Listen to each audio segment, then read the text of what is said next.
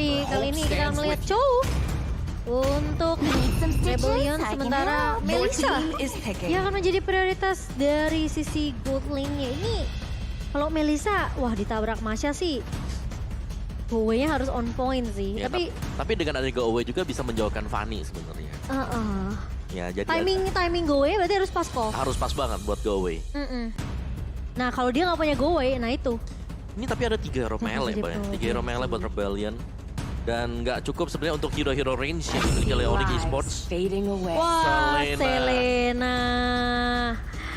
Oke, tapi Aldo sempat bilang concern kita itu di Dairon sama Swalo. Karena mereka yang bisa ngembangin flow permainan di tim RBL. Kelihatan porosnya ya.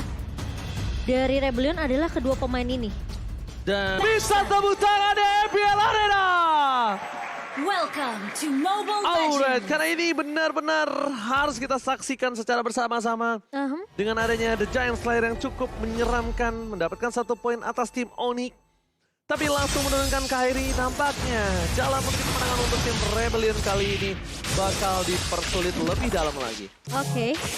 Dan dengan adanya pergerakan dari Selena nih. Ini Selena Grok nih. Yang bisa merusuh-rusuh ke area jungle dari Rebellion Zion. Kairi harusnya bisa dapetin space yang cukup banyak bersama dengan seorang cewek untuk ngedapetin farmingan ya. Sementara gimana rotasi dari Sans dan juga Keyboy yang harusnya lebih proaktif ke area atas. Karena cewek butuh banget yang namanya pasif dan juga stucknya ya. Oke, film prediction by Axe tentunya. Caster Indonesia, kompak ketujuh Onyx Esports. Di bahasa Inggris Mirko Onyx dan Goni bersama Arashi menuju ke Rebellion Zion. Entah kenapa kalau untuk ngomongin meta sekarang, setiap kali tim bisa bawa stopper tuh udah enak banget sih sebenarnya. Yes. Ya tinggal kita lihat lah seberapa efektif karena di sini dari Wijanarko sendiri ya. Dia bukan Matilda, dia nggak bisa nge-heal jadi otomatis untuk tim fight kalau dicicil sama Onyx ini agak sedikit berbahaya. Tapi kali ini Fearless di bawah udah mulai diacak-acak oleh 3 pemain dari Onyx Esports dan tumbang Balmunnya lagi berjalan-jalan di area bawah. Oke, ternyata first blood didapatkan di arah bottom lane, tapi Keyboy belum ada lele yang connect dan trap 1 cukup nampaknya untuk mempoking pergerakan dari seorang Heist. Tapi bukan itu permasalahannya. Lihat siapa yang akan datang, Kairi. Untung Purple Buff-nya tidak ada. Untung. Karena tadi Heist belum level 4. Betul. Kairi punya 1 buah point kill. Dia pakai high and dry. Wah, gurih. Ya, dan juga pemilihan untuk High Endra ya di sini dengan Fanny sendiri yang bakal mengincar untuk mendapatkan point kill early. Dan ini harus bisa dihadang juga dan melihat pergerakan dari Rebellion mereka juga sadar kalau mereka harus bisa menghadang purple buff yang bakal diambil oleh Kairi.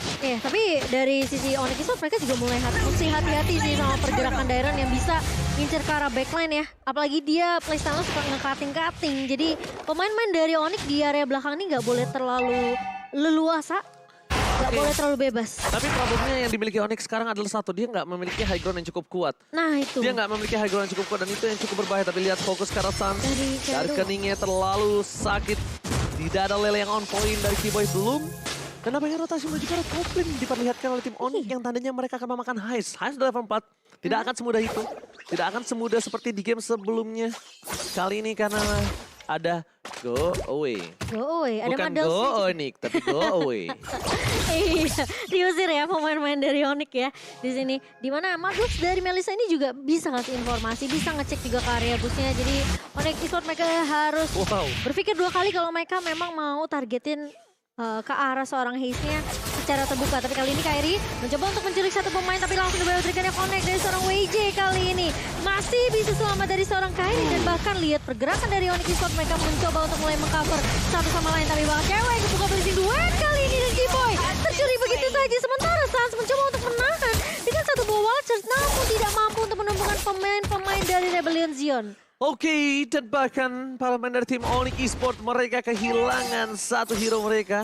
It's okay, no problem. Keyboy kali ini yang mereka tumbangkan tapi Heist di arah top lane.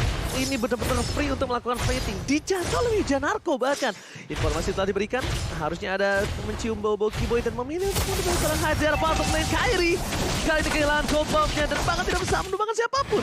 Dengan adanya ketertinggalan sedikit dari segi gold buff, kali ini Fearless bakal lebih untung dengan jungle yang dimiliki dari seorang Kairi. 1. Kedua, Purple Buff terbuka dengan sangat bebas. Apakah problemnya sekarang akan dipaksa menuju ke arah Purple Buff atau mereka tahan retribution-nya untuk ke arah objektif Turtle? Ini ada dua case yang berbeda. Kalau menurut aku pribadi, paksa di turtle-nya. Paksa turtle? Paksa di purple. Turtle urusan belakang. Yang penting selama Kairi nggak ini ya, dapetin purple-nya ya. Wow. Tapi kali ini Dairon bakal dipukul mundur oleh seorang Boots yang mulai mengcover dengan sangat amat baik. Dan satu buah lelenya connect ke arah seorang Swelo, namun tidak akan ada perbuatan yang all in juga sih dari Kiboy. Karena dia mungkin ngelihat ya, ini nggak bisa nge-cover juga dari seorang Bootsnya. Bootsnya harus mundur. Tadi dicicil dengan satu buah Dakening. Kayaknya dari tim Rebellion Zen kan mereka harusnya udah lihat ada pergantian pemain. Mungkin Iya. untuk bermain dengan agresif di bawah agresif ini akan berat untuk para pemain dari tim Rebellion Zen. Tapi lihat di sisi belakang sana Swelo udah siap untuk standby melakukan Muntik nampaknya. Dia udah siap order billions-nya. Tapi di sisi satu lagi, dengan Masya power untuk split push-nya, Boots belum sanggup untuk memecahkan turret dari bottom lane. Belum sanggup menang atas seorang Pakuito Dairon yang membuat tim Onyx Esports kali ini masih 4-4. Cukup adil, Suns sprint telah digunakan dan bahkan retribution akan di tangan dari siapa? Fearless yang berhasil mengamankannya. Lihat Swelo dari kiri terlalu sakit, tapi lihat Swelo terus shutdown. Tidak ada lagi cover up dan bahkan Kiboy masih bisa balik ke arah belakang.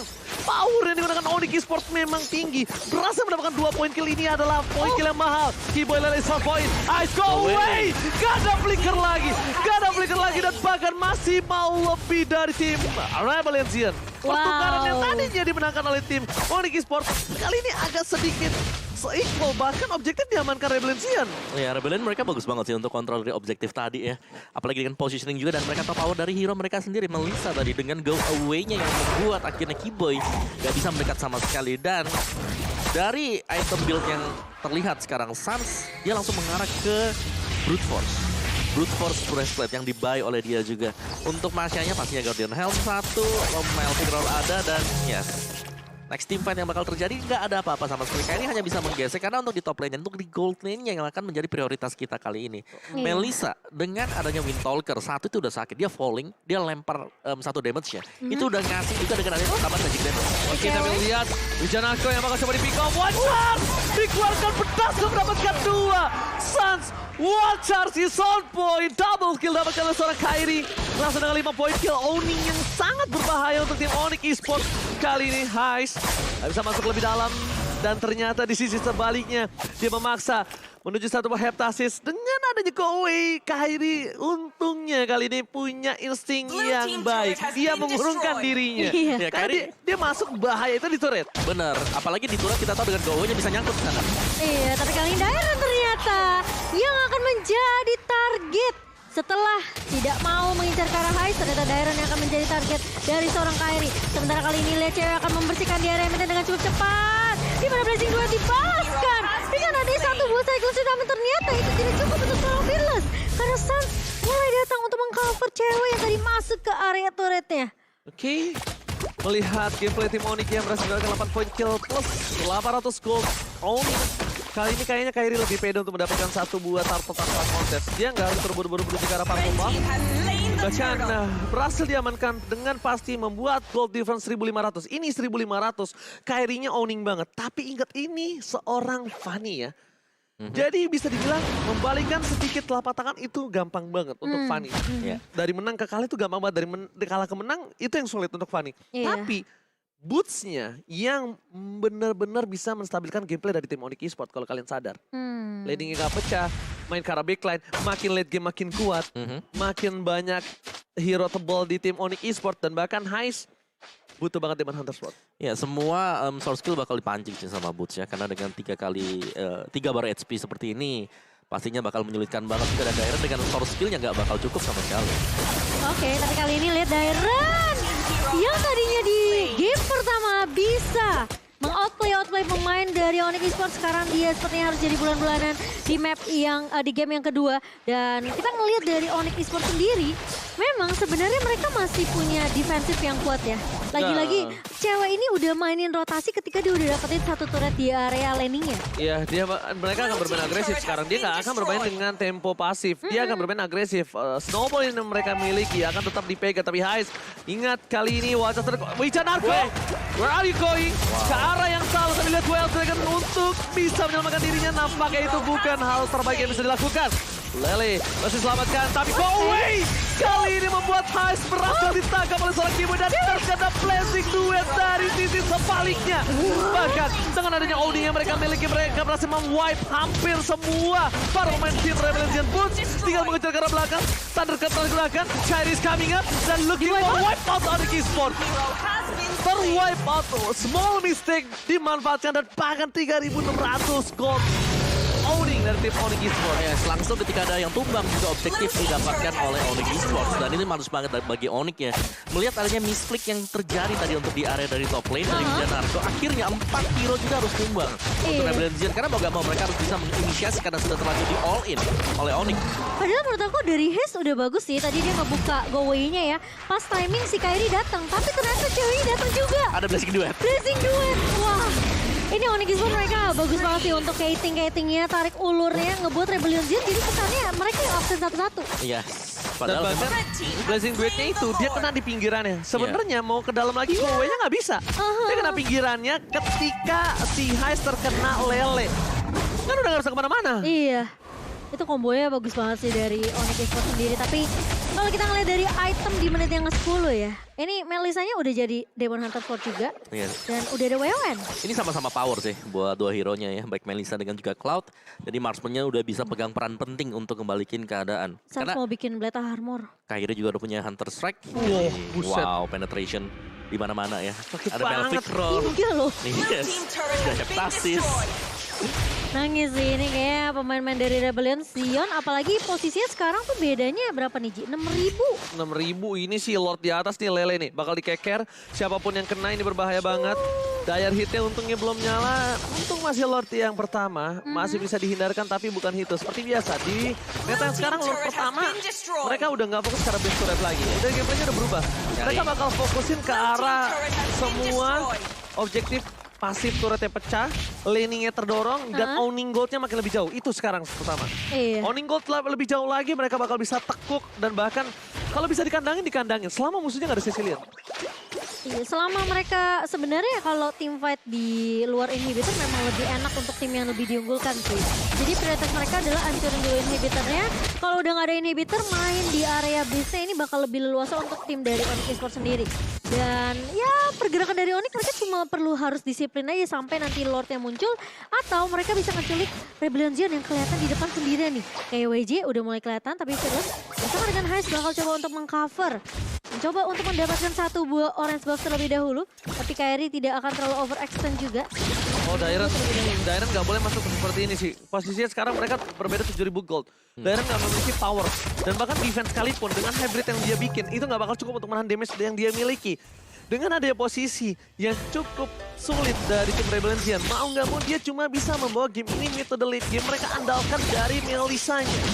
Untuk saat ini high ground yang mereka miliki, Melisanya sementara waktu Opung. Ya ini sama-sama gak punya high ground terlalu banyak sebenarnya sih. Jadi mereka mengandalkan team fight banget. Jadi kita harus melihat tarik ulur apa yang bakal dilakukan oleh Onyx Esports. Karena kalau mereka ngasal nabrak juga, ini bisa dibalikin oleh Rebellion. Kekuatan dari marksman mereka. Ada Melissa dengan multiple shot yang bisa diberikan dengan kehadiran dari Madel. Jadi mungkin ya Onyx Esports bakal menunggu untuk Lord berikutnya spawn. Baru mereka akan melakukan team fight lagi. Karena Lord sangat dibutuhkan. Dan untuk buying time sampai dengan Lordnya muncul. Ya itu udah positioning dari Boots yang selalu melakukan split push. Biar ketekan dari wave management di top lane. Distraction ya kok ya. Itu distraction. Tapi Kiboy dia juga mesti berhati-hati sih. Dia bisa gampang juga keculik oleh pemain. Sementara Lord and Hans sudah mulai muncul di Land of Dawn. Ini menjadi Lord yang kedua. Yang Onyx Esports mereka punya kesempatan sebenarnya untuk mendapatkan Lord ini. Tapi sepertinya dari Onyx Esports mereka bakal paksain di area bawah. WJ akan terculik begitu saja. Aduh, Tuelo yang hampir dikira bisa kabur tapi ternyata ada Kairi yang datang. Itu belum sempet order beliau tapi udah mengarah ke sana. Tapi damage satu buah kasrotnya serot dia sendiri lagi. Iya. Dengan high end nya nyala, udah nggak bisa apa-apa lagi. Dan sekarang fokus ke arah Lord yang udah pasti tidak mungkin di kontes fix debat no valid. Udah nggak bisa sih. Udah kalah dari segi team fight, dua pemainnya hilang. Kalau Rebellion Zen mereka paksain untuk kontes ke area Lord itu udah pasti masuk ke kandang landang. Yes, bisa dibilang ini agresif dibalas agresif ya. Ditabrak balik para pemain dari tim Onyx Esports. Mereka langsung meng-owning dengan 10.000 gold. Ini dia masalah utamanya. Owning 10.000 gold, dapetin Lord yang sudah di-enhance. Dengan 3 leading phase yang terbuka, ini yang berbahaya. Kairi, ini tidak akan keluar dulu. Kairi gameplaynya akan tahan ataupun sekalipun dia yang keluar, dia cuma inisiator dan masuk keluar lagi. Udah, dia akan seperti itu aja.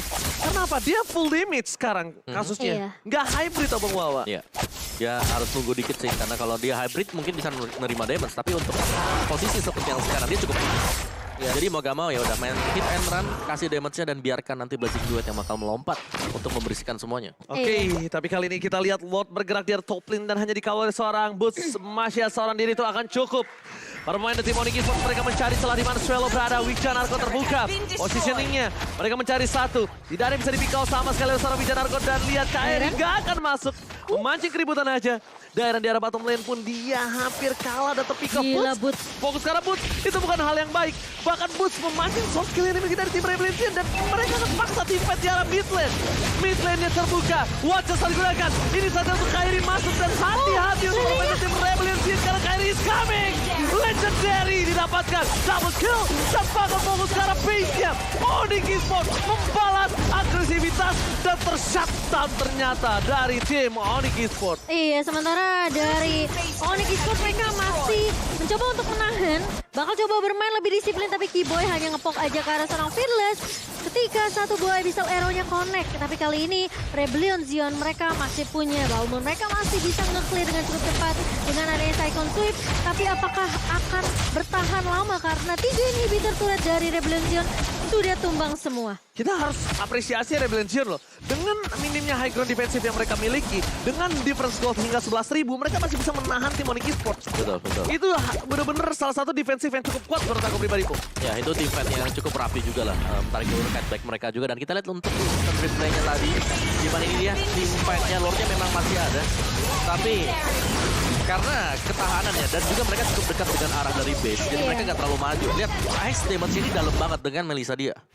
Yang sudah diperhitungkan adalah salah satu yang mereka bisa andalkan adalah Heist karena dia bisa menyebar dengan damage yang dia miliki. Tapi entah mengapa dia harus coba udah mulai ganti di sini sih. Dari sepatunya Warrior Boots ini aku lebih pilih ke arah Tough Boots. Butuh crowd controlnya di sana. Oke. Dia butuh itu. Ya, tapi ini bakal mengarah ke Melvic Roll dulu sih buat Heist ya. Pilihan optional di sini. Tapi Melvic Roll bisa jadi jawaban, Haskell juga bisa jadi jawaban, tapi Melvic Roll untuk penetration untuk memberikan damage physical yang jauh lebih dalam lagi. Tapi ini adalah Lord yang bakal susah untuk dikontes oleh Rebellion Zion. Oh my god, dire hitnya nyala kali ini. Itu dire hit yang menyala memang sulit banget ditangkis dan bahkan Kairi. Dia juga harus respect. Di sekarang belakang, Flicker harus gunakan. Portal 1x24 jam dan Wiccan Arko tidak ada yang bisa meng-cover. Fearless bertahan semaksimal mungkin tanpa ada aja seorang Heist kali ini akan berat untuk tim Rebellion. Gak ada Heist, gak ada high ground defensive. Swallow ter-takedown. Ini bencana sang landak menolak diturunkan dari puncuknya. Dan akan mengamankan game yang kedua. For sure harusnya kali ini Momochan. Gak bisa dibalas kembali. Wipeout didapatkan, menolak turun dari puncuknya. Menolak 2-0 untuk Rebellion. Onyx masih bisa menahan di game yang kedua 1-1. Disamakan posisinya untuk Onyx Esports. Wow. High ground-nya hilang. High ground-nya Nggak ada. susah sih. Nggak bisa bertahan. Ya, lebih ke arah dari Heist yang tadi harus terculik ya. Iya. Itu dire hit nyala. Karena